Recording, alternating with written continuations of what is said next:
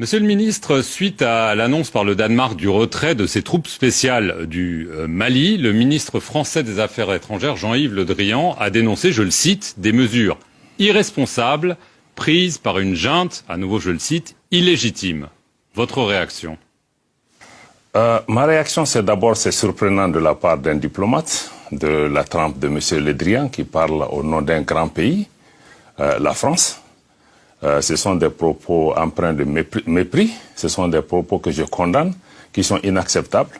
Et je crois que les insultes ne sont pas une preuve de grandeur. Je crois que nous devons tous nous respecter et respecter ça. Il est bon que M. Le Drian comprenne que ce ne sont pas les insultes qui règlent le problème entre nations, que ce que nous attendons de la France, grande nation, qu'elle puisse avoir une attitude constructive, moins agressive, moins hostile, et moins empreinte de mépris vis-à-vis des autorités maliennes qui incarnent aujourd'hui la souveraineté de notre pays. Alors, on va revenir sur Takuba, mais tout d'abord sur Paris. Vous parlez de mépris, vous parlez d'insultes. Alors, une question simple, enfin plusieurs questions simples. Est-ce que vous allez exiger des excuses de Paris? Est-ce que vous songez, par exemple, à prendre des mesures telles que le rappel de votre ambassadeur en France ou convoquer l'ambassadeur de France à Bamako? Le Mali n'exclut rien de la table si la souveraineté et le peuple malien ne sont pas respectés. Nous ne demandons pas des excuses à Paris, nous demandons que Paris nous respecte en tant que pays. Nous respectons la France, nous respectons le peuple français. D'ailleurs, il n'y a pas de problème entre les peuples français et les peuples maliens, mais l'attitude des autorités françaises doit changer pour prendre en compte cet élément, qu'il y a des autorités responsables au niveau du Mali et que seul un engagement avec ces autorités permet de gérer leur présence au Mali. Et cette présence doit répondre aux intérêts supérieurs du Mali. Et nous sommes en train de revoir plusieurs accords et traités de défense pour nous assurer que ces traités ne violent pas nos dispositions constitutionnelles, ne violent pas la souveraineté du Mali et prennent en compte l'intérêt des Maliens. Si ce n'est pas le cas, le Mali n'hésitera pas soit à dénoncer, soit à demander un réajustement de ces différents traités. Nous sommes conscients que certains de ces arrangements ont été conclus par le gouvernement précédent. Il y a la continuité de l'État, mais rien ne saura être au-dessus de l'intérêt supérieur des Maliens, que le président Goïta et le gouvernement sont disposés désormais à assumer et à s'assumer pleinement. Et nous souhaitons que la France et d'autres partenaires inscrivent aussi leur action par rapport à cela. Et je salue d'ailleurs la décision sage des autorités danoises de retirer leurs forces sans plus d'acrimonie, et nous sommes disposés à continuer le dialogue avec l'ensemble de nos partenaires pour la sécurisation du Mali et la stabilité de l'ensemble de la région. Alors ce vendredi, Monsieur le Ministre, c'était chez nos confrères de RTL, le ministre français Jean-Yves Le Drian est revenu à la charge, si j'ose dire, en disant que désormais c'était la rupture du cadre politique et du cadre militaire. Nous ne pouvons pas rester en l'état, a-t-il dit. On va voir comment on peut adapter notre dispositif en fonction de la nouvelle situation. Je crois que M. Le Drian doit comprendre que l'engagement avec le Mali ne doit pas se faire à travers les médias et que si ce type de questions sont en discussion, nous sommes tous des diplomates, il y a des canaux pour pouvoir discuter de ces questions.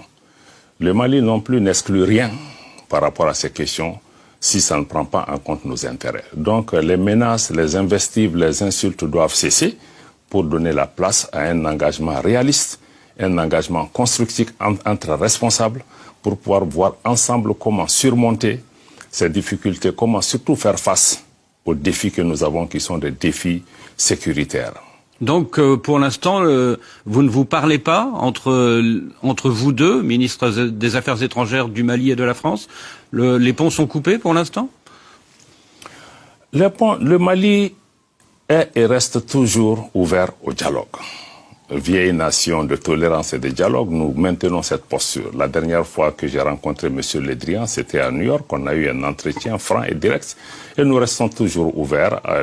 Je m'entretiens régulièrement avec d'autres autorités françaises. Malheureusement, M. Le Drian ou d'autres responsables français, on ne les entend plus sur les médias parlant du Mali. Et que d'avoir vraiment un engagement constructif, au lieu de soulever le monde entier aujourd'hui contre le Mali. Je le rappelle, cette attitude agressive ou hostile à l'endroit du Mali n'a rien à voir avec les raisons qui sont mises en avant liées au respect de la démocratie, au respect des droits de l'homme, à des coups d'État. Non, le Mali est puni parce que les choix politiques des autorités du Mali ne conviennent pas à certains. Et je crois que nous devons pouvoir sortir de ça parce que même les coups d'État dont on parle, la France applaudit des coups d'État quand ça va dans le sens de ses intérêts, elle condamne quand ça va dans le sens contraire de ses intérêts. Non, cette politique des 2 poids 2 mesures aussi doit cesser. Vous pensez au Tchad ? Je ne pense absolument à rien. Et il y a eu beaucoup de pays où il y a eu des situations, il y a eu des politiques de 2 poids 2 mesures, et de la France et même de nos organisations africaines.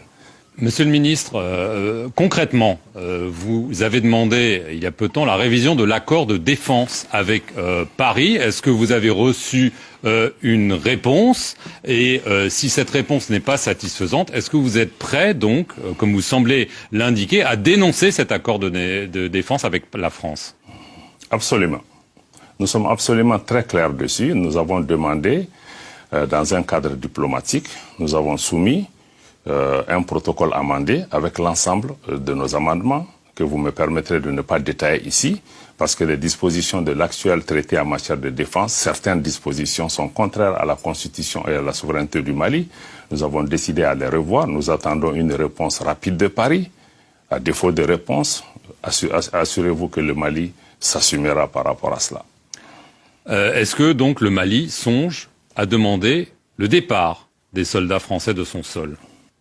Cette question n'est pas pour le moment sur la table. Mais elle le sera, visiblement, puisque, vu la situation et vu votre ton et les rapports avec Paris qui se tendent, c'est quand même une possibilité que vous disiez, en effet, ça ne marche pas depuis des années, les soldats français ne font pas le job, entre guillemets, il faut qu'ils partent.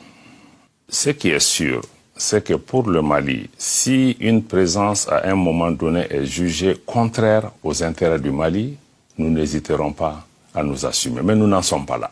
Qu'est-ce que vous répondez à Jean-Yves Le Drian qui dit qu'il faut rester digne au regard des 53 soldats français tombés au Mali? Je demanderai à M. Le Drian de rester digne aussi parce que avant, nous reconnaissons les sacrifices des soldats français. L'intervention française qui a été décidée au Mali a été faite dans un bon état d'esprit d'aider notre pays. Nous apprécions cela. Nous apprécions tous les concours qui ont été faits dans ce cadre-là. Mais aussi, on doit comprendre qu'avant que la France ne vole le secours du Mali, le Mali et les Africains aussi sont venus mourir ici en Europe pour la libération et la liberté de ces pays. Donc nous avons tous des dettes de sang les uns envers les autres. Mais essayons de dépasser cela et de bâtir des cadres qui nous permettent vraiment de répondre aux solutions et pas à travers des dictats, des menaces, des invectives. Je crois que ça se fera seulement dans le cadre de nos intérêts mutuels, dans le cadre du respect dû à chacun, mais qu'on arrête cette mobilisation, toutes ces campagnes de dénigrement contre les autorités maliennes. Nous ne sommes pas impressionnés par cela. Monsieur le ministre, vous nous avez parlé de la Russie parmi les partenaires du Mali. Or, il y a quelques jours, le général américain Stephen Townsend, qui commande AFRICOM, a affirmé le groupe Wagner, c'est-à-dire les paramilitaires et mercenaires russes. Le groupe Wagner est au Mali, ils sont plusieurs centaines, le monde entier le voit et cela nous préoccupe. Est-ce que vous confirmez ? Encore une fois, je ne suis pas plus impressionné. Vous savez, c'est la même Amérique, notamment à travers le général Colin Powell, qui, au Conseil de sécurité des Nations Unies, a montré des photos satellitaires et des preuves au monde entier qui nous ont tous convaincus que l'Irak dépose d'armes de destruction massive. La suite de l'histoire, vous la connaissez, elle était totalement fausse. Donc ce sont des mensonges. Ça a été mené à ce pays à cause de... Absolument. Et pourtant, le commandant américain d'AFRICOM ajoute que Wagner bénéficie du soutien d'avions de l'armée russe pour son déploiement. Ce que je peux vous dire et que nous avons dit de façon constante, le gouvernement du Mali a fait un communiqué absolument très clair sur la question. La coopération avec la Russie est une coopération historique.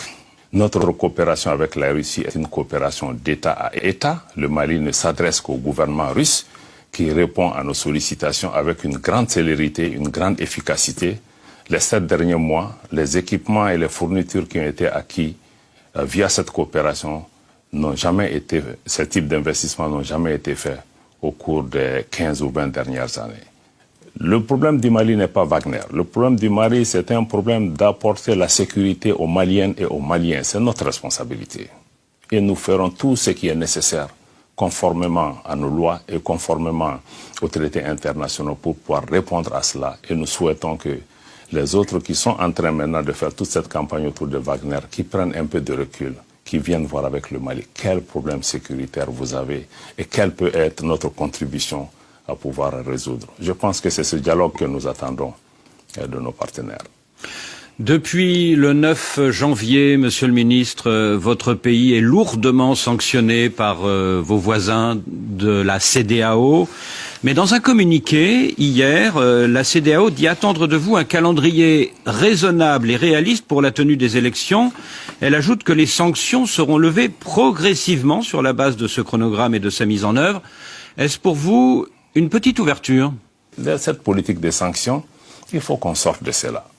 Le Mali, ce dont nous avons besoin, c'est l'accompagnement, c'est l'écoute, c'est le dialogue, c'est la compréhension. Aujourd'hui, si les sanctions contre le Mali, qui sont les actions au-delà de la normale, étaient efficaces, il ne se serait pas passé ce qui est en train de se passer au Burkina. Monsieur le ministre, on comprend qu'il y a en effet un dialogue sur ce fameux chronogramme. Vous aviez proposé initialement 5 ans, puis 4 ans. Le président algérien, vous avez parlé de l'Algérie, Abdelmajid Tebboune, lui propose une transition qui dure 16 mois au maximum. Est-ce que pour vous, ça c'est une option viable, c'est un compromis possible, de façon très concrète? Pour nous, toutes les options restent sur la table. Y compris celle-là. est une donnée importante, mais il faut pas faire de fétichisme. Ce qui nous semble important, c'est de regarder dans le chronogramme que nous avons soumis, de regarder qu'est-ce qui est prévu comme activité, comme réforme, et nous sommes disposés à regarder avec nos amis et partenaires pour pouvoir évaluer est-ce que le temps que nous avons demandé est le temps dont nous avons besoin.